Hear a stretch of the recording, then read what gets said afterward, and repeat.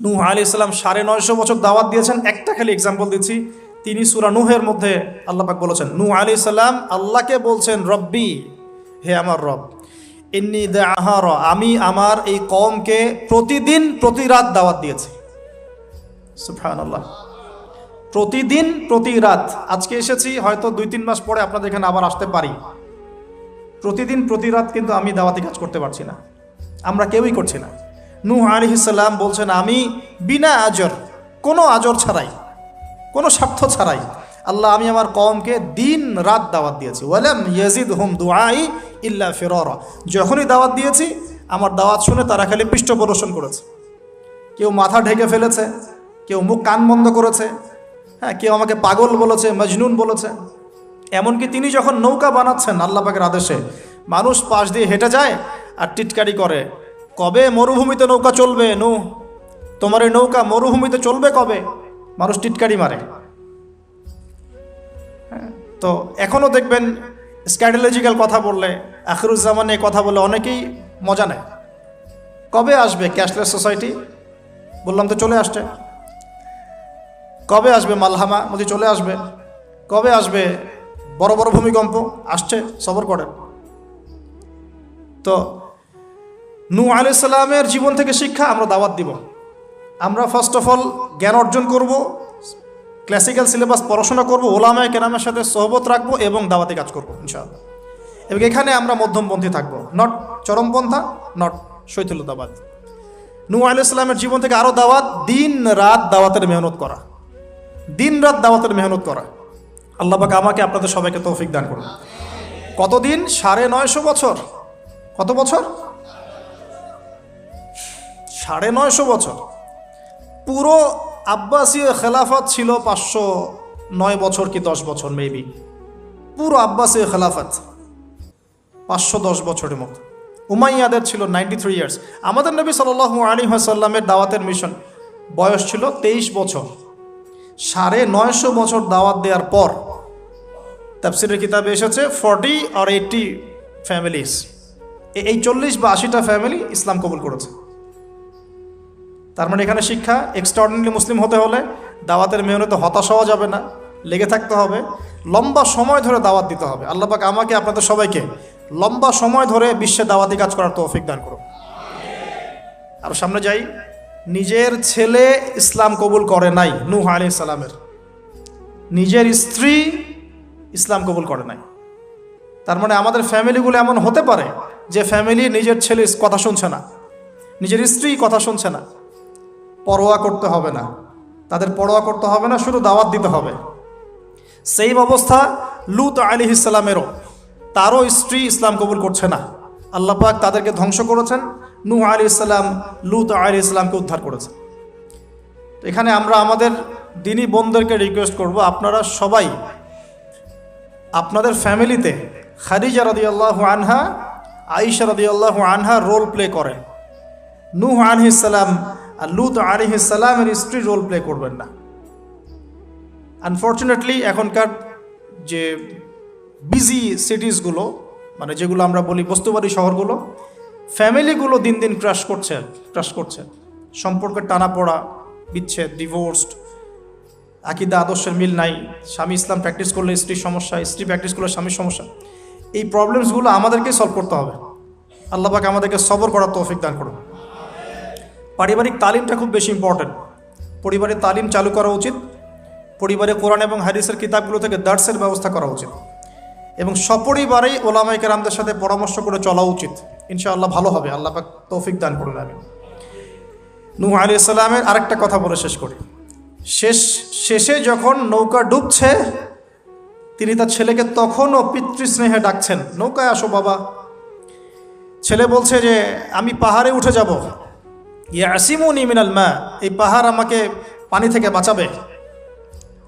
নূহ আলাইহিস সালাম বলছেন, আল্লাহ তুমি আমার ছেলেকে বাঁচাও, ইন্নাহু মিন আহলি, সে আমার পরিবারের একজন।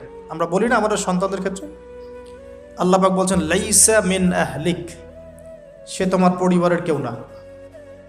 এখানে একটু হার্ড লাইনে যেতে হবে আমাদেরকে। অনেক সময় আমরা আমাদের ফ্যামিলির মধ্যে এমন কিছু মানুষকে পাই যারা টোটালি ইসলামকে ডিসকারেজ করেন, অস্বীকার করেন, নাস্তিকতায় লিপ্ত থাকেন, ইসলামের বেসিক ফান্ডামেন্টালগুলোকে ডিনাই করেন, এই ব্যাপারে কঠোর হওয়া উচিত।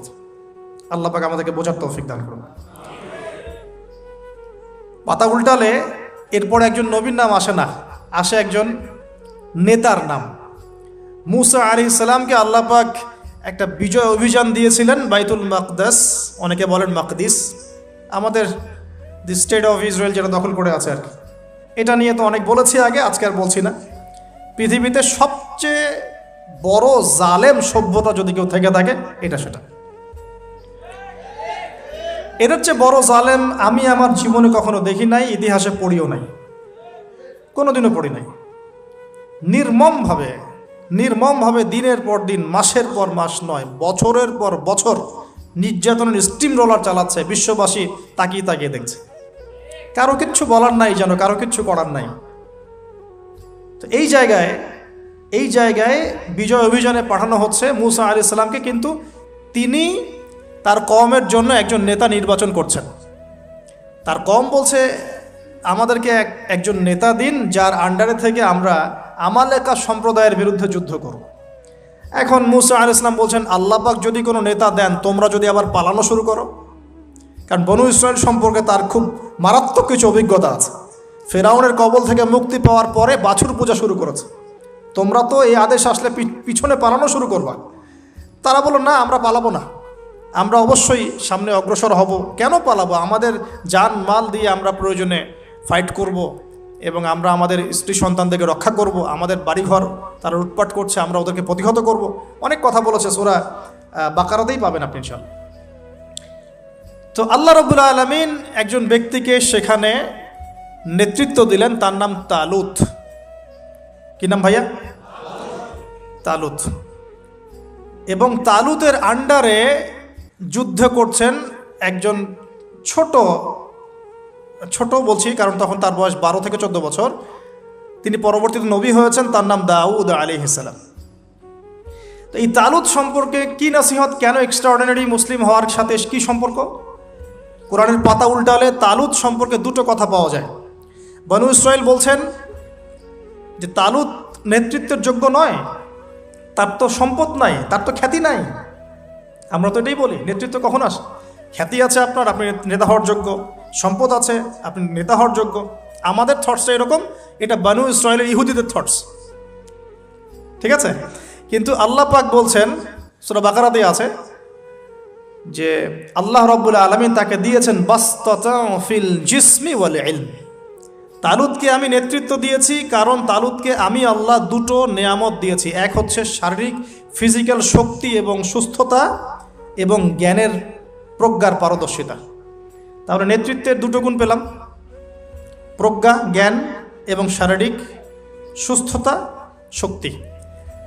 এক্সট্রাঅর্ডিনারি মুসলিম হতে হলে আমাদের সবাইকে সুস্থ থাকতে হবে, ফিজিক্যালি স্ট্রং থাকতে হবে। এটার জন্য এখনকার লাইফস্টাইল ত্যাগ করতে হবে।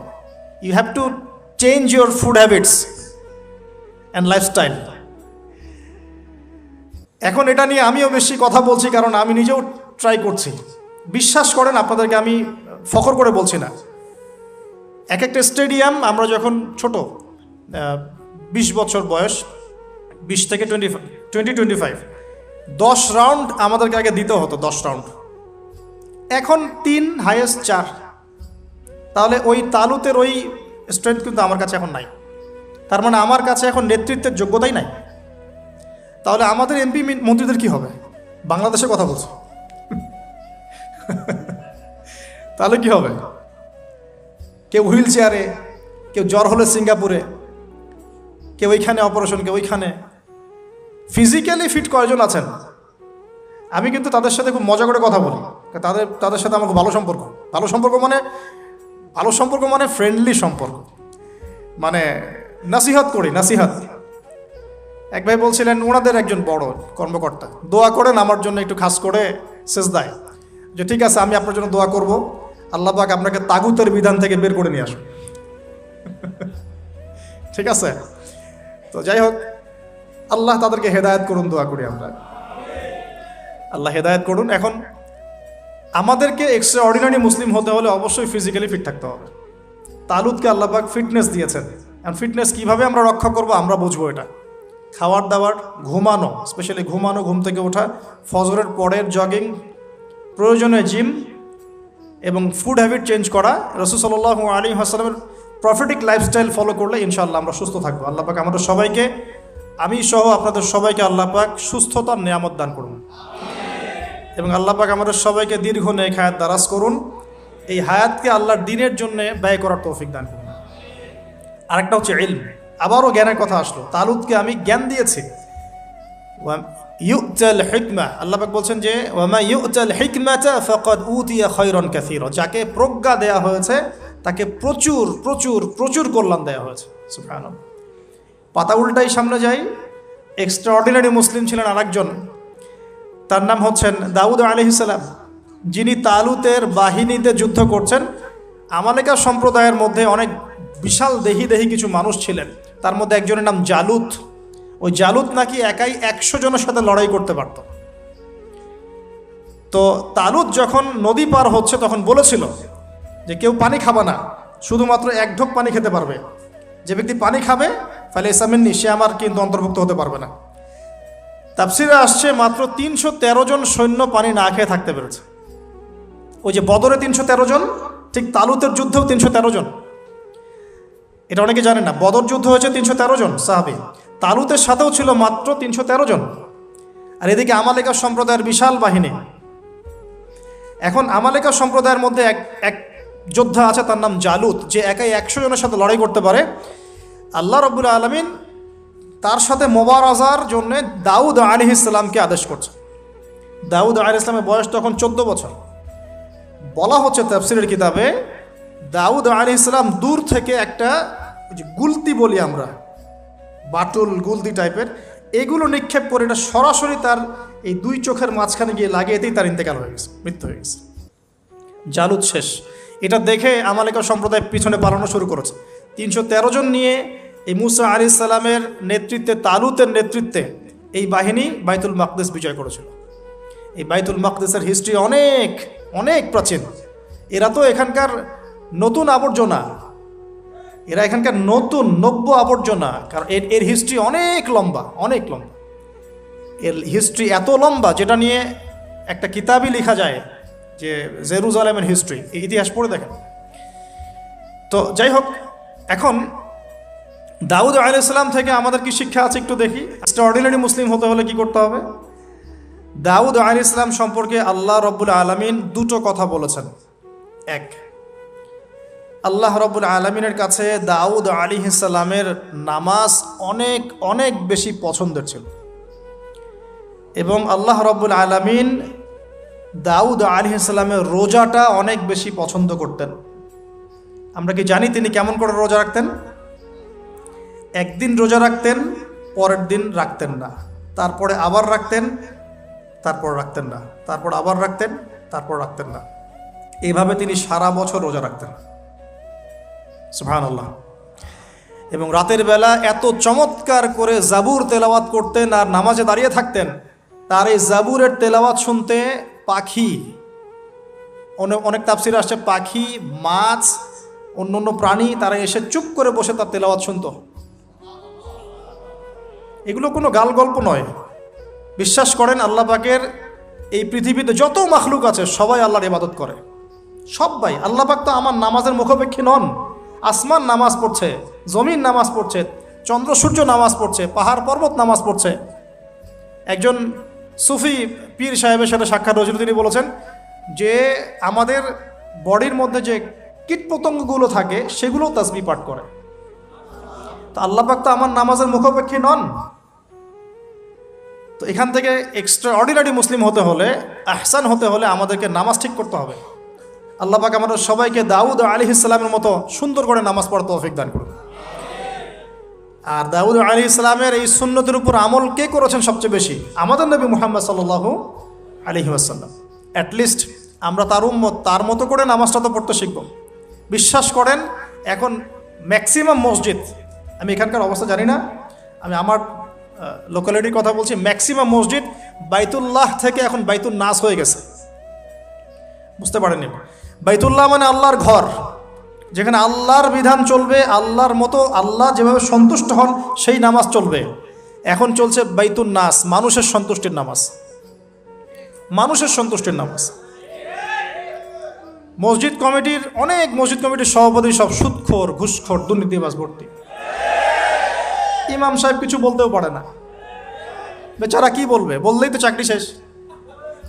একদিন এক ইমাম সাহেবের সাথে গল্প হচ্ছিল, তিনি বলছেন যে আমি ভাই প্রথম দিন খুতবা দিয়েছি সুদের উপরে,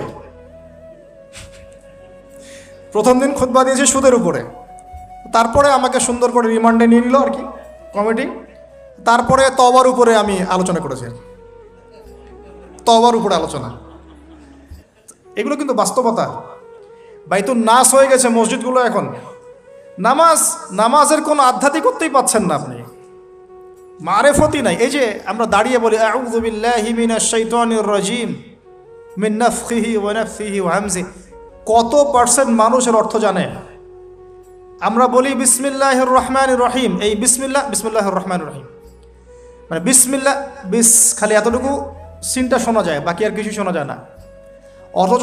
অথচ শুধু এই বিসমিল্লাহর প্রতি সম্মান প্রদর্শন করার জন্যে আল্লাহ পাক সাবার রানী বিলকিসকে ইসলাম কবুলের সৌভাগ্য দিয়েছিলেন। মনে আছে সুলাইমানের চিঠি, হয়তো অনেকে পড়েছেন।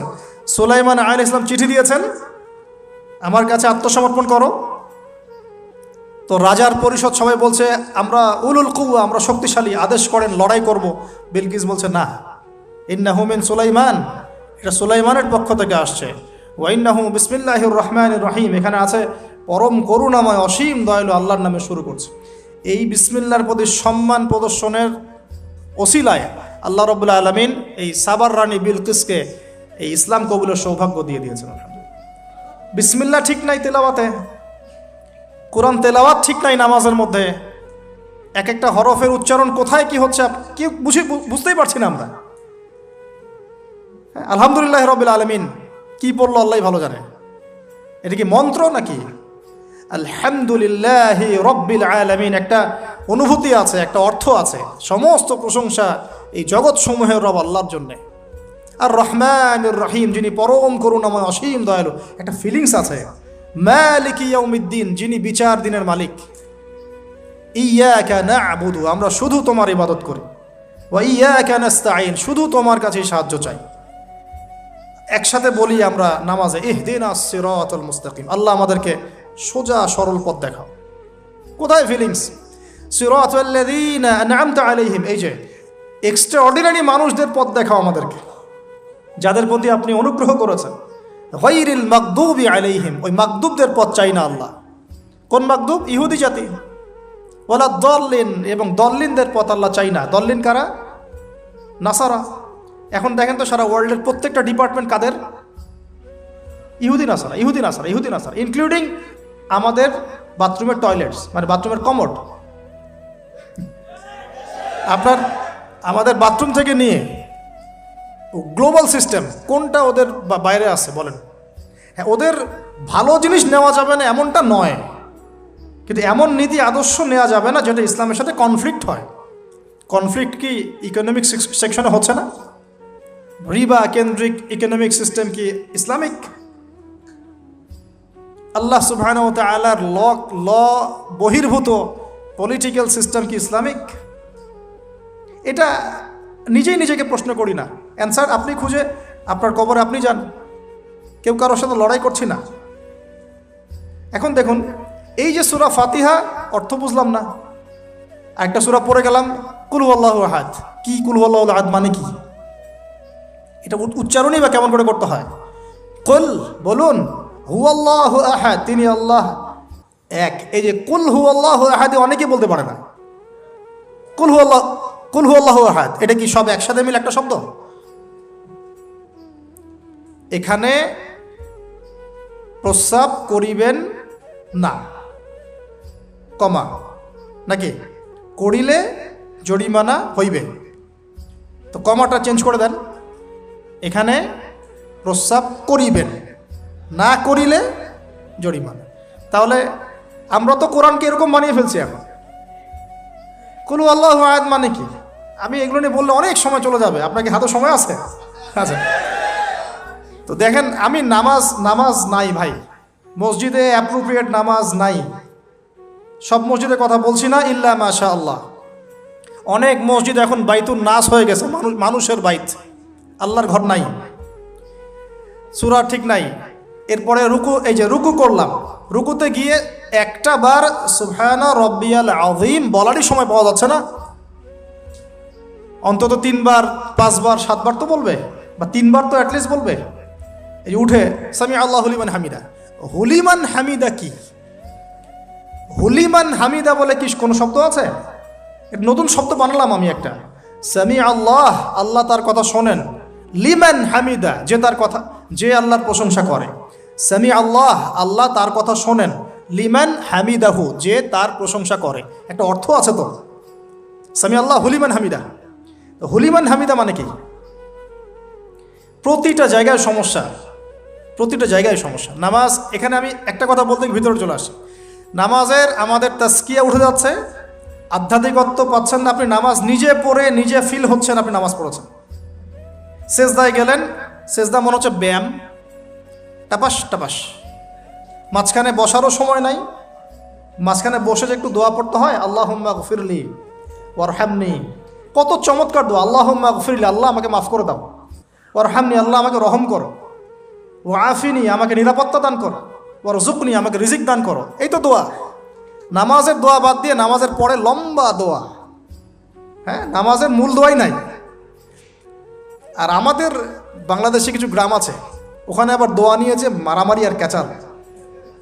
এক একজন বিড়ি ফ্যাক্টরির মালিক, বিড়ি ফ্যাক্টরি, তামাক ফ্যাক্টরি, ওরা মসজিদে গন্ডগোল করে। দোয়া হাত তুলে করবে না, করবে না, মানে বাদ দেন। আল্লাহ হেফাজত করুন আমাদেরকে, আল্লাহ আমাদেরকে পরিপূর্ণরূপে নামাজ পড়ার তৌফিক দান করুন। নামাজের প্রত্যেকটা বিষয় বুঝে বুঝে পড়লে এত মজা লাগে, এত স্বাদ লাগে, আপনি নামাজে ডুবে যাবেন।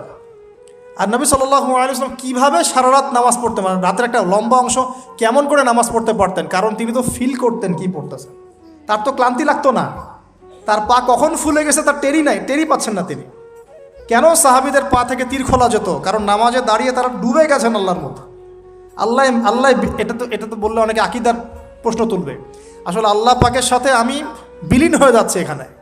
এই বিলীন মানে কি? শারীরিক বিলীন। আমার মনন আল্লাহর প্রতি নিবদ্ধ হয়ে যাচ্ছে।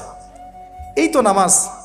এই নামাজ মেরাজুল মুমিন বলে না, আল্লাহর মুমিনদের জন্য মেরাজ। নামাজটাই তো মুমিনদের জন্য মেরাজ। তো মেরাজ মানে কি? সাক্ষাৎ, দেখা সাক্ষাৎ। তা আমাদের নামাজে তো আল্লাহর কোনো ফিলিংসই আসছে না। সেজদা করছে, সেজদায় নবীজি বলেছেন বেশি বেশি দোয়া করো, কারণ সেজদায় যে দোয়াটাই করবা কবুল হয়ে যাবে ইনশাআল্লাহ। তো সেজদায় তাসবিহ পড়ারই টাইম পাচ্ছি না, দোয়া করব কখন? একটা দোয়া করতে গিয়ে দেখলাম ইমাম সাহেব তাশাহুদ শুরু করে দিয়েছে, আর আমি তাশাহুদ ধরতে গিয়ে দেখলাম তাশাহুদ শেষ করতে করতে সালাম শেষ, আমার দরুদ শরীফ বাকি আছে। তো ওই জন্য বিশ্বাস করেন আমি নামাজটা আবার দৌড়ায় পড়ে আসছি, মাগরিবের নামাজ। ছোট ভাইকে নিয়ে বললাম পাশে দাঁড়া, নামাজ হয় নাই। কেন হয় নাই? রুকু সেজদা করতে পারি নাই। নামাজ হবে কিভাবে? এক ওয়াক্ত নামাজ চলে গেল। এই এক ওয়াক্ত নামাজ কি আমার জীবন আবার ফিরে আসবে কিনা? আর আপনারাই বলেন তো, কিয়ামতের মাঠে সবচেয়ে প্রথম কোন আমলের হিসাব হবে? আমার এই বড় বড় কথা, দিন কায়েম, জিহাদ, এই সেই, হাবি জাবি, অনেক বড় বড় কথা, নামাজ ঠিক নাই, কি হবে? ফায়দা আছে কোনো? এই জিনিসটা যদি আমাদের সমাজ থেকে আস্তে আস্তে বিদায় নিতে থাকে তাহলে তো সমস্যা। আল্লাহ পাক আমাদের সবাইকে পরিপূর্ণ নামাজি হওয়ার তৌফিক দান করুন। একটা কথা বলতে গিয়ে অনেক ভিতরে চলে আসলাম। দাউদ আলাইহিস সালামের নামাজ আল্লাহর কাছে অনেক প্রিয় ছিল, আর তার সওম রোজা আল্লাহর কাছে অনেক প্রিয় ছিল। আমাদের সবাইকে আল্লাহ পাক এই মহামানবের জীবন থেকে নামাজ শেখার তৌফিক দান করুন, রোজা রাখার তৌফিক দান করুন। এবং কোরআন, তিনি জাবুর তেলাওয়াত করতেন, এত মধুর সুরে তেলাওয়াত করতেন, পাখি এসে তার তেলাওয়াত শুনতো, মাছ এসে তেলাওয়াত শুনতো। আমাদের তেলাওয়াত তো মাশাআল্লাহ করলে মানুষ বিরক্ত হচ্ছে, আমাদের তেলাওয়াত শুনে মানুষ বিরক্ত হচ্ছে। তো আল্লাহর ওয়াস্তে আমি একটু রিকোয়েস্ট করি সবাইকে, আল্লাহর ওয়াস্তে আপনারা সবাই বিশুদ্ধ করে তার তিলের সাথে কোরআন তেলাওয়াত করা শিখবেন ইনশাআল্লাহ। 1 বছর সময় লাগে লাগুক, 2 বছর লাগে লাগুক, 3 বছর লাগে লাগুক, আমার একজন ওস্তাদি বলতে পারি, টিচার আছেন, যিনি নিজে 7 জনের কাছে কোরআন তেলাওয়াত করা শিখেছেন। তিনি নিজে 7 জন ওস্তাদের কাছে কোরআন তেলাওয়াত করা শিখেছেন। এর কোনো শেষ নাই। চমৎকার করে, সুন্দর করে, মাধুর্যের সাথে কোরআন তেলাওয়াত করা শিখুন। আল্লাহ পাক আমাদের সবাইকে ডেইলি অন্তত 1 পারা করে তেলাওয়াত করার তৌফিক দান করুন। এতে ইনশাল্লাহ জীবনে বরকত হবে, হায়াতে বরকত হবে, রিজিকে বরকত হবে, আল্লাহর সাথে কানেকশন থাকবে, কোরআনের সাথে আপনার সম্পর্ক থাকবে। কোরআন কাল কিয়ামতে আপনার পক্ষে সাক্ষী দিবে ইনশাআল্লাহ। আল কোরআন হুজ্জাতুন লাকা ওয়া আলাইক, কোরআন আপনার পক্ষে সাক্ষী দিবে বা বিপক্ষে সাক্ষী দিবে। আল্লাহ রসুল বলছেন, লা হাসাদা ইল্লা ইসনাতাইন, 2 জন ব্যক্তি ছাড়া কারো প্রতি ঈর্ষা করা জায়েজ নাই। এক, রাজুলুন আতাহুল্লাহুল কোরআন, এমন একজন ব্যক্তি যাকে আল্লাহ পাক কোরআন দিয়েছেন, সুবহানাল্লাহ। ইয়াকুমু বিহি আনা আল-লাইল ওয়া আনা আন-নাহার, যে কোরআন কেন্দ্রিক, সে দিনের বেলা আমল করে, রাতে তাহাজ্জুদের নামাজ পড়ে। আরেকজন ব্যক্তি রাজুলুন আতাহুল্লাহু মালান, একজন ব্যক্তি যাকে আল্লাহ পাক সম্পদ দিয়েছেন, ইউনফিকু বিহি আনা আল-লাইল ওয়া আনা আন-নাহার, এই টাকা পয়সা, মাল সম্পদ ইসলামের জন্য সে দিন রাত খরচ করে। এই 2 ব্যক্তি ছাড়া অন্য কারোর প্রতি ঈর্ষা করা যায় না। আর এগুলো হাদিস তো অনেক শুনেছেন, প্রত্যেক হরফে 10 নেকি করে পাবেন। কোরআন আপনার পক্ষে সাক্ষী দিবে।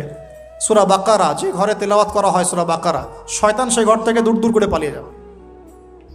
সূরা আলী ইমরানের শেষের 10 আয়াত মুখস্থ করবেন, সূরা বাকারার শেষের 3টা আয়াত মুখস্থ করবেন, সূরা হাশরের শেষের 3টা-4টা আয়াত মুখস্থ করবেন, সূরা কাহাফের প্রথম 10টা আয়াত মুখস্থ করবেন, সূরা কাহাফের শেষের 10টা আয়াত মুখস্থ করবেন। এরকম অনেকগুলো সূরা আছে, সূরা ফালাক, নাস, ইখলাস, সূরা ফালাক, নাস, ইখলাস, কাফিরুন ইত্যাদি। নামাজ শেষ করব? আচ্ছা, ওকে, আমি গুটিয়ে নিচ্ছি ইনশাল্লাহ।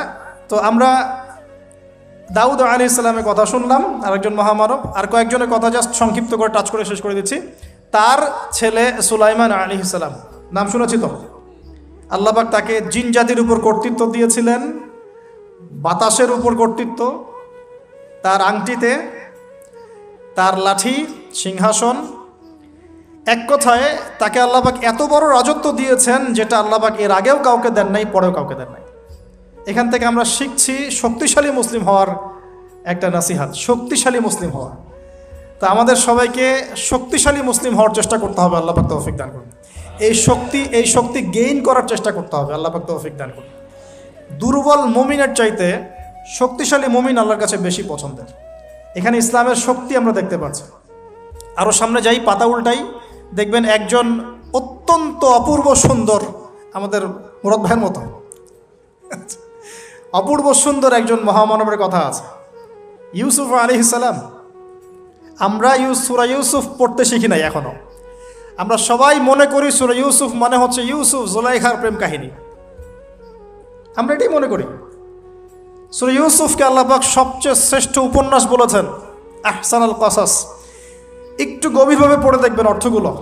এটা ইউসুফ জুলাইখার প্রেম কাহিনী নয়, এটা ইউসুফ আলাইহিস সালামের সাথে তার বাবার মহব্বতের কাহিনী। সুবহানাল্লাহ, এটা পিতা আর সন্তানের মহব্বতের কাহিনী। এত মহব্বত যে সন্তান 20 বছর আগে হারিয়ে গেছে, যে সন্তান কূপ থেকে রাজপ্রাসাদে, রাজপ্রাসাদ থেকে জেলখানায়, জেলখানা থেকে আবার মিশরের গভর্নমেন্ট মানে পলিটিক্যাল পাওয়ার এসেছেন। বাবা কিন্তু এটা জানেন না, কিন্তু সন্তান যখন একটা জামা পাঠিয়ে দিচ্ছে, জামা, এই কমিজটা নিয়ে যাও, আমার বাবার চোখে দিও, বাবা দৃষ্টি ফিরে পাবে। ওই কমিজ নিয়ে যখন কিছু মানুষ আসছে তার বাসার সামনে, তিনি বলছেন, ইন্নী লাআজিদু রিহা ইউসুফ, আমি আল্লাহর কসম ইউসুফের গন্ধ পাচ্ছি। এখন এটা মারা বুঝতে পারবেন, সন্তানের গন্ধ পাওয়া যায়। বাবারা বুঝবো, সন্তান, মায়েদের, আমাদের ছেলে মেয়েদের গন্ধ আমরা বুঝি, এটা আমার ছেলের গন্ধ, এটা মেয়ের গন্ধ। ইউসুফ আলাইহিস সালামের কামিজ আসছে 1200 মাইল দূর থেকে, আরও বেশি বা কম হবে। আর এখানে তার বাবা গন্ধ পাচ্ছেন, মহব্বত। এই কথাটা, এই আয়াতটা আসলেই চোখ দিয়ে পানি বের হয়ে যাবে। ইন্নী লাআজিদু রিহা ইউসুফ, আমি ইউসুফের গন্ধ পাচ্ছি। আর মানুষ বলছে, আপনি পাগল হয়ে গেছেন, কতদিন আগে ইউসুফ চলে গেল, আপনি ইউসুফের কথা বলতে বলতে বলতে বলতে চোখ অন্ধ করে ফেললেন কাঁদতে কাঁদতে, এখন বলছেন ইউসুফের গন্ধ পাচ্ছেন। সুবহানাল্লাহ।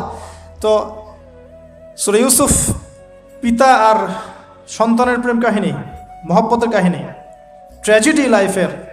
ভাইদের ষড়যন্ত্রে চলে গেলেন কূপে, কূপ থেকে রাজপ্রাসাদে, রাজপ্রাসাদ থেকে জেলখানায়, জেনার আহ্বান করছে তাকে। তিনি বলছেন, মাআযাল্লাহ, আমি আল্লাহর কাছে আশ্রয় প্রার্থনা করছি। এখানে আমরা সূরা ইউসুফ পড়তে গিয়ে ইউসুফ আলাইহিস সালামের বাহ্যিক সৌন্দর্য নিয়ে কথা বলি। তার চরিত্র, তার বাহ্যিক সৌন্দর্য চেয়ে অনেক বেশি সুন্দর। সূরা ইউসুফ আলাইহিস সালামের এই যে জেনা থেকে মুক্ত থাকার শিক্ষা, এটা যদি আমাদের যুব সমাজ নিতে পারে, ইনশাআল্লাহ অর্ধেক কাজ হয়ে যাবে ইনশাআল্লাহ। কত পার্সেন্ট যুবক আছে বলেন দেখি, একটু অনেস্টলি বলেন, সূরা ইউসুফ আলাইহিস সালামের মতো এরকম তাকওয়া, পরহেজগারিতা, জেনা মুক্ত জীবন যেমন করতে পারে। আমরা তো আরো ইচ্ছা করে প্রেম করি, অ্যাফেয়ার করি, রেপ করি, এই করি সেই করি। আর তাকে অফার করা হচ্ছে সম্ভ্রান্ত পরিবারের একজন রাজার স্ত্রী। ক্বালাত হাইতা লাক ক্বালা মাআযাল্লাহ। তাহলে এই মহামানব জীবন থেকে শিক্ষা আছে। আরেকটা বিষয় আছে, রুইয়াল হক, এখানে সত্য স্বপ্নের কথা আছে। তাই যারা বেশি পরহেজগার হবেন, আপনারা কিন্তু সত্য স্বপ্ন দেখবেন এবং স্বপ্নের সত্যতা ডিনাই করবেন না। শেষ জামানায় মুমিনের স্বপ্ন বেশি বেশি সত্য হবে। যদি সত্য স্বপ্ন দেখেন, ভালো স্বপ্ন দেখেন, প্রিয়জন কোনো প্রিয় মানুষকে বলবেন। যদি দুঃস্বপ্ন দেখেন, খারাপ স্বপ্ন দেখেন, কাউকে বলতে যাবেন না। এখানে পড়লে আপনি দেখবেন কাফেরের স্বপ্ন সত্যি হয়েছে। আরেকটা স্ট্র্যাটেজি আছে সূরা ইউসুফে, এর আগে একটা লেকচারে বলেছিলাম। ইউসুফ আলাইহিস সালাম এমন অর্থনৈতিক পরিকল্পনা গ্রহণ করেছিলেন যার ফলশ্রুতিতে মিশরের লক্ষ লক্ষ মানুষ দুর্ভিক্ষ থেকে বেঁচে গেছে। সুবহানাল্লাহ। তাহলে এখনকার আমাদের পারিবারিক ক্ষেত্রেই হোক, সোশ্যাল বা ওয়ার্ল্ড অ্যাফেয়ার্সই হোক, ওই ইকোনমিক পলিসি যদি লঞ্চ করা যায়, ইনশাআল্লাহ তাআলা দেখবেন জনগণ না খেয়ে মরবে না। আর এই কথাটা আমি সবাইকে বোঝাতে পারি, বাংলাদেশের মানুষকে বোঝাতে পারি না। কারণ ইউসুফ আলাইহিস সালাম এখানে 7 বছর মেয়াদি একটা পরিকল্পনা নিয়েছেন। অপচয় করো না, যতটুকুতে কাজ হয়ে যায় এতটুকু ব্যবহার করো, বাকিটা সেভ করো। দুর্ভিক্ষ সামনে আসছে, তখন ইনশাল্লাহ বেঁচে যাবে তোমরা। কে শোনাবে কার কথা? গিয়ে দেখেন এক একটা প্রকল্পের কি অবস্থা। অপচয়ে সবচেয়ে টপ জাতি বাঙালি জাতি এখন সারা ওয়ার্ল্ডের মধ্যে। পানি অপচয়, গ্যাস অপচয়, তেল অপচয়, বাদ দেন, এ বলতে গেলে অনেক সময় চলে যাবে। তাহলে সূরা ইউসুফ থেকে আমরা শিখলাম কি? রুইয়াল হক, সত্য স্বপ্ন, ক্যারেক্টার। আমরা শিখলাম এখানে চরিত্র পবিত্র রাখার ব্যাপার। শিখলাম পারিবারিক বাবা সন্তানের মহব্বত। এক্সট্রাঅর্ডিনারি মুসলিম হতে হলে এগুলো দরকার আছে। একটু সামনে যান, একজন ব্যক্তির নাম বলছি, ইউনুস আলাইহিস সালাম। নাম শুনেছেন কিনা? আমরা সবাই জানি তিনি মাছের পেটে ছিলেন। কেন ছিলেন এটা অনেকে জানি না। কেন তিনি, কেন আল্লাহ পাক কেন তাকে মাছের পেটে পরীক্ষা করলেন? কারণটা আমি বলছি, সূরা আম্বিয়া পড়ে দেখবেন। তিনি যখন দাওয়াত দিচ্ছিলেন কওমকে, কওমের অনেকেই দাওয়াতটা রিসিভ করছিল না। একটু রাগান্বিত হয়েছেন তিনি, সামান্য একটু রাগান্বিত। আমরা হয়ে যাই না এখন? আরে কতদিন থেকে দাওয়াত দিই, মানুষ কথাই শোনে না। এক ভাই বলছেন, বড় আলেম, কয়েকদিন আগে আমি দেখা করে আসছি, বলছেন যে আমি ভাই এই বাংলাদেশ সম্পর্কে হতাশ হয়ে গেছি, আর মনে হয় না এখানে কোনো কাজ হবে। তো ইউনুস আলাইহিস সালাম একটু রাগান্বিত হয়ে ব্যাকওয়ার্ডে এসেছেন, আল্লাহ রাব্বুল আলামিন ধরে ফেলেছেন। তোমাকে তো আমি এই দায়িত্ব দিয়েছি জাস্ট আমার তাওহীদ প্রচার করার জন্য, কবুল কে করলো করলো না দেখার দরকার নাই। আল্লাহ পাক তাকে ওই পরীক্ষায় ফেলেছেন, 3 দিন 3 রাত মাছের পেটে। তখন তিনি কি দোয়া করছেন? লা ইলাহা ইল্লা আনতা সুবহানাকা ইন্নী কুনতু মিনাজ জালিমিন। আল্লাহ পাক বলছেন সূরা সফফাতের মধ্যে, তিনি যদি এই দোয়াটা না পড়তেন, লা লাবিসা ফি বাতনিহি ইলা ইয়াউমি ইউবআসুন, কিয়ামত পর্যন্ত তিনি মাছের পেটে থাকতেন। নাউজুবিল্লাহ। তাহলে এখান থেকে আমরা শিখলাম জীবনে অনেক চড়াই উতরাই আসবে, সবর করতে হবে। দাওয়াতের মেহনতে সবর করতে হবে। মানুষ কবুল করলো করলো না দেখার দরকার নাই, আমি আমার গতিতে দাওয়াত দিতে থাকবো। আর বিপদ আপদ যদি চলে আসে, দোয়া ইউনুস পড়বো, বলবো লা ইলাহা ইল্লা আনতা সুবহানাকা ইন্নী কুনতু মিনাজ জালিমিন। আল্লাহ পাক যে কোনো বিপদ দূর করে দিবেন ইনশাআল্লাহ। সাক্ষাৎ মৌত থেকে আল্লাহ পাক এই দোয়া পড়লে বাঁচাতে পারেন। এটা কি মৃত্যুর মুখোমুখি ছিলেন না মাছের পেটের মধ্যে? ওখানে কিন্তু মাছ যখন বমি করে দিয়ে গেছে তীরে, তখন সেখানে লাউ গাছ উৎপন্ন করা হয়েছে, লাউ গাছ।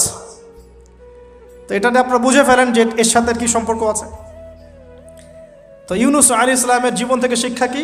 এই দোয়া পড়বো, লা ইলাহা ইল্লা আনতা সুবহানাকা ইন্নী কুনতু মিনাজ জালিমিন। আরেকজন নবীর নাম আইয়ুব, মহামানব। অনেক দিন অসুস্থ, মনে আছে? দীর্ঘদিন অসুস্থ। এখানে একটা কথা বলো, লোভ সামলাতে পারছি না। সালাত আমরা একসাথে পড়বো ইনশাল্লাহ। আচ্ছা, সেটা হচ্ছে আইয়ুব আলাইহিস সালাম কখন এই দোয়া করেছেন? রব্বি আন্নী মাসানিয়া দুররু ওয়া আনতা আরহামুর রাহিমিন। রোগ যখন আস্তে আস্তে আস্তে তার জিহ্বাতে এসেছে, জিহ্বা দিয়ে তার জিকির করতে কষ্ট হচ্ছে, তখন তিনি বলছেন, আল্লাহ আমাকে অনেক দুঃখ দুর্দশা স্পর্শ করেছে, আমি জিকিরটা ঠিকমতো করতে পারছি না, আল্লাহ আমাকে শেফা দান করো। সুবহানাল্লাহ। এখন আল্লাহ রাব্বুল আলামিন তাকে গোসল করালেন, সুস্থতা লাভ করলেন, তাকে আহাল পরিবার দিলেন, আরোগ্য দান করলেন। শিক্ষা জীবনে যত বড়ই রোগ ব্যাধি বিপদ আপদ বালা মুসিবত আসুক না কেন, এই দোয়াটা পড়বো, আশাহত হব না, হতাশ হব না, আল্লাহর প্রতি সুধারণা রাখবো, দোয়া করবো রব্বি আন্নী মাসানিয়া দুর ওয়া আনতা আরহামুর রাহিমিন, ইনশাআল্লাহ শেফা হয়ে যাবে। সেই লোভনীয় কথাটা এটা, আইয়ুব আলাইহিস সালামের শরীরে রোগ ছিল, কলবে কি রোগ ছিল? আইয়ুব আলাইহিস সালামের কলবে কি রোগ ছিল? রোগটা দেহে ছিল। এখন 1 মিনিটের জন্য যদি আমরা আমাদের পোশাকটাকে চেঞ্জ করি, দেহটাকে কলবের পোশাক দেই, কলবটাকে দেহের পোশাক দেই, বলেন তো কত % মানুষ সুস্থ থাকবে? কথাটার ভিতরে ঢোকেন। মনে করেন আমাদের 2টা পোশাক, বাইরের দেহের পোশাক, একটা ভিতরের কলবের পোশাক। দেহে আমরা এখন সুস্থ সবাই, তাই তো? এখন এই দেহটাকে আমরা কলবের রূপ দিলাম, কলবটাকে আমরা দেহের রূপ দিলাম। এখন দেখেন তো কত % মানুষ সুস্থ আছে? আমাদের মধ্যে 99% মানুষ অসুস্থ না এখন, বিকজ আমাদের সবারই কলব অসুস্থ। এই কলবের মধ্যে হিংসা আছে, বিদ্বেষ আছে, জেনা আছে, পরকীয়া আছে, লোভ আছে, লালসা আছে, কি নাই? তাহলে বলেন তো আইয়ুব আলাইহিস সালামের এই দোয়া পড়ার সবচেয়ে বেশি হকদার কে? তিনি না আমরা? বুঝতে পারছেন না? ওই দোয়াটার উপর আমল করার সবচেয়ে বড় হকদার কার বেশি প্রয়োজন, আমাদের না তার? ব্যাস, আমরা এখন আমাদের নামাজে দোয়া পড়বো, রব্বি আন্নী মাসানিয়া দুররু ওয়া আনতা আরহামুর রাহিমিন। আল্লাহ আমাদের কলবে রোগ হয়ে গেছে, আল্লাহ তুমি আমাদের এই রোগ থেকে শেফা দান করো। কারণ কলব শেফা না হলে কোনোদিনও আমাদের আমল কিন্তু কবুল হচ্ছে না। কলবের মধ্যেই সমস্যা থাকলে আমল কবুল হচ্ছে না। আল্লাহ মাফ করুক আমাদেরকে। এখন কলব পরিষ্কারের কয়েকটা টিপস। 1, ডেইলি একবার করে হলেও চিন্তা করতে হবে যে আমরা এই পৃথিবীতে থাকতে আসি নাই, আমাদেরকে যেতে হবে। একবার করে হলেও চিন্তা করতে হবে। 2, ডেইলি 1 পারা কোরআন তেলাওয়াত আপনাকে আল্লাহর দিকে নিয়ে আসবে, কলব পরিষ্কার হবে ইনশাআল্লাহ। ডেইলি জিকির আজগার, হিসনুল মুসলিম বই থেকে ডেইলি জিকির আজগার করবো ইনশাআল্লাহ, কলব পরিষ্কার হবে। আল্লাহওয়ালা মানুষের সাথে দেখা সাক্ষাৎ করবেন, কলব পরিষ্কার হবে। কবরস্থানে গিয়ে কবর জিয়ারত করবেন, কলব পরিষ্কার হবে। অন্যের প্রতি গীবত, বিদ্বেষ, হিংসা, পরশ্রীকাতরতা রাখবেন না, কলব পরিষ্কার হবে ইনশাআল্লাহ। সবচেয়ে বড় কথা, সেজদায় যারা বেশি বেশি দোয়া করতে পারে তাদের অন্তর পরিষ্কার হয়ে যাবে ইনশাআল্লাহ। আল্লাহ পাক আমাদের সবাইকে আইয়ুব আলাইহিস সালামের জীবন থেকে শিক্ষা নেওয়ার তৌফিক দান করুন। মুসা ঈসাকে একসাথে বলছে, দুজনকে আল্লাহ পাক কেরামত দিয়েছেন, কেরামত, মহামানব, কেরামত। লাঠি ছুঁড়ে মারছেন, সাপ হয়ে যাচ্ছে। মৃত মানুষের গায়ে আল্লাহর নামে হাত বুলাচ্ছেন, দাঁড়িয়ে যাচ্ছে। অন্ধ ব্যক্তি চোখে হাত বুলাচ্ছেন, তাকিয়ে দেখছে, দৃষ্টিশক্তি ফিরে পাচ্ছে। দুজনকে আল্লাহ পাক কেরামত দিয়েছেন, কেরামত। একজনের সাথে আল্লাহ পাক কথা বলেছেন, আরেকজনকে আল্লাহ পাক বিনা পিতায় সৃষ্টি করেছেন, সুবহানাল্লাহ। যাকে আল্লাহ পাক এখন উপরে উঠিয়ে নিয়েছেন, আবারও আসবেন ইনশাআল্লাহ তাআলা। ওই আনফিনিশড জব তার এখনো বাকি আছে। সেটা হলো ওই জেরুজালেম থেকে দিন ইসলামের পতাকাকে বুলন্দ করবেন ইনশাআল্লাহ, এবং সারা বিশ্বে ইসলামী খেলাফা আবারও কায়েম করবেন ঈসা আলাইহিস সালাম ইনশাআল্লাহ। এবং মিথ্যা মাসিহুদ দাজ্জালকে হত্যা করবেন ঈসা আলাইহিস সালাম। তার আগ পর্যন্ত জিউসদের সময়, এর আগ পর্যন্ত ওদের সময় তারা লম্ফ জম্ফ জুলুম নির্যাতন করতে থাকবে। এটাই হবে তাদের শেষ ধ্বংসের পরিণতি। এরপরে তারা কখনোই পৃথিবীর বুকে মাথা তুলে দাঁড়াতে পারবে না ইনশাআল্লাহ। তো তাদের দুজনের জীবনে অনেক শিক্ষা আছে। মুসা আলাইহিস সালাম কে আল্লাহ পাক ফিরআউনের কাছে পাঠিয়েছেন। কোরআনের পাতায় পাতায় মুসা ফিরআউন, মুসা ফিরআউন, মুসা ফিরআউন। আল্লাহ পাকের কি অলৌকিকত্ব, মানে কি নিদর্শন! যেখানে আবু জেহেল সেখানেই মুহাম্মদ, যেখানেই আজার সেখানে ইব্রাহিম, যেখানে ফেরাউন সেখানেই মূসা। তাহলে এই যুগেও যেখানেই যত বেশি করাপশন, যত বেশি অন্যায় অবিচার, সেখানে তত বড় মুমিনের জন্ম হবে ইনশাআল্লাহ। আল্লাহর পক্ষ থেকে নবুয়ত পাওয়ার পরে তিনি দোয়া করছেন, আল্লাহ আমার এত সাহস নাই, শক্তি নাই, আল্লাহ আমি দুর্বল। তার মধ্যে একজন মানুষ আমার এক থাপ্পড়ে মারা গেছে ওদের ওখানে, মনে আছে? থাপ্পড়ে না, সরি, ঘুষি ফাওয়াকাযাহু ফাকাদা আলাইহি, এক ঘুষি দিয়েছেন। এই যে এক ঘুষি দিয়ে মানুষ মেরেছেন মুসা আলাইহিস সালাম, মানে অ্যাক্সিডেন্টলি, ইচ্ছা করে না। এটা থেকেই ওই যে চাইনিজ মার্শাল আর্ট শুরু হয়েছে, এক ঘুষিতে মানুষ মারা যায়। বিশ্বাস করছেন না? এই যে টেকনিক, এক ঘুষিতেও মানুষের মৃত্যু হতে পারে, এমন স্পট আছে মানুষের দেহে। এখান থেকে শিল্প গড়ে উঠেছে, মার্শাল আর্টস গড়ে উঠেছে না? তো মুসা আলাইহিস সালাম বলছেন, আল্লাহ আমার এই সমস্যা। আল্লাহ বলছেন এই দোয়া করো, রব্বিশ রহলি সদরি। আমরা কি দোয়া করবো তাহলে? রব্বিশ রহলি সদরি, আল্লাহ আমার এই কলিজাটা বড় করে দাও। মানে আমার কলিজা বড় করো মানে কি?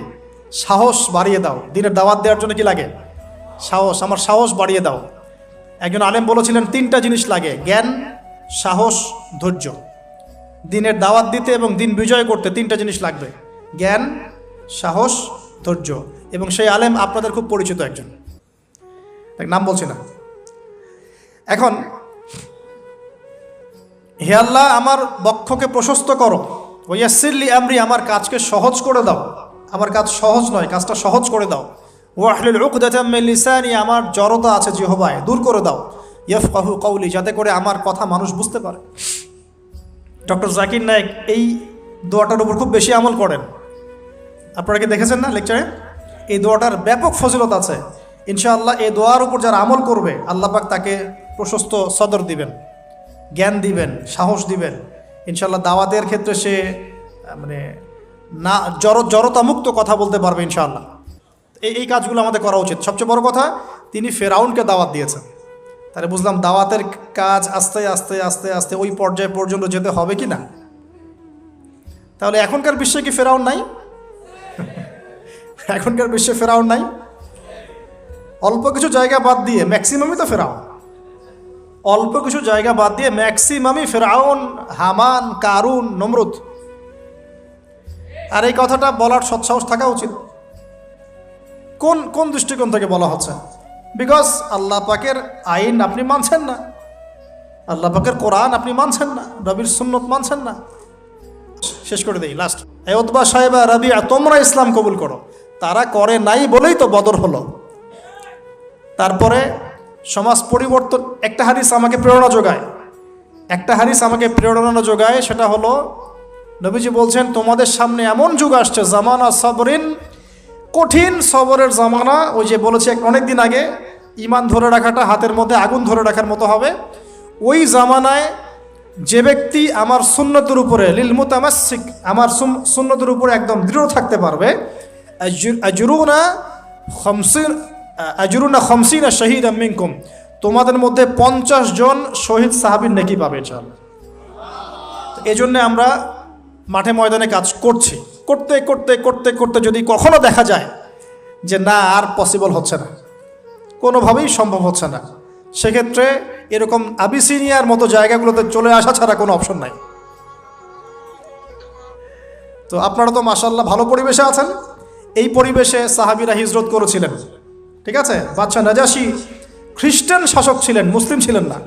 তারপরেও তিনি তার রাজ্যের মধ্যে ন্যায় বিচার প্রতিষ্ঠা করেছিলেন। আর এখনকার মুসলিমদের কাছে ন্যায় বিচার পাওয়া যাচ্ছে না। আল্লাহ পাক আমাদেরকে হেফাজত করুন। এরপরে টার্নিং পয়েন্ট, মদিনা থেকে কিছু যুবক সাহাবী আসেন, আসআদ বিন জুরারা রাদিয়াল্লাহু আনহুর নেতৃত্বে। তারপরে তারা ফিরে যান, পরের বছর 12 জনকে নিয়ে আসেন, তারপরের বছর আসেন 75 জনকে নিয়ে। এরপরে বায়াতে আকবায়ে কুবরা হয়। বায়াত একটা বিষয় আছে ইসলামে, এটা তো উঠেই যাচ্ছে আস্তে আস্তে। এটা নিয়ে নিচ্ছে কিছু ভণ্ড পীর সাহেব, তাই না? কিন্তু অরিজিনালি কিন্তু ইসলামে একটা বায়াতের ব্যাপার আছে। তো নবী সাল্লাল্লাহু আলাইহি ওয়াসাল্লাম সেটা নিয়েছেন। নেয়ার পরে আল্লাহ পাক তাকে আদেশ করেছেন মদিনায় হিজরত করো। তখন তিনি মদিনায় হিজরত করেন। সেখানে গিয়ে মদিনা সনদ করা, মসজিদ নববী নির্মাণ করা, তারপরে ইহুদিদের সাথে চুক্তি করা, একটা রাষ্ট্র যেভাবে ফাংশন করে সব সেখানে হলো। তারপরে সামরিক অভিযান শুরু হলো আস্তে আস্তে।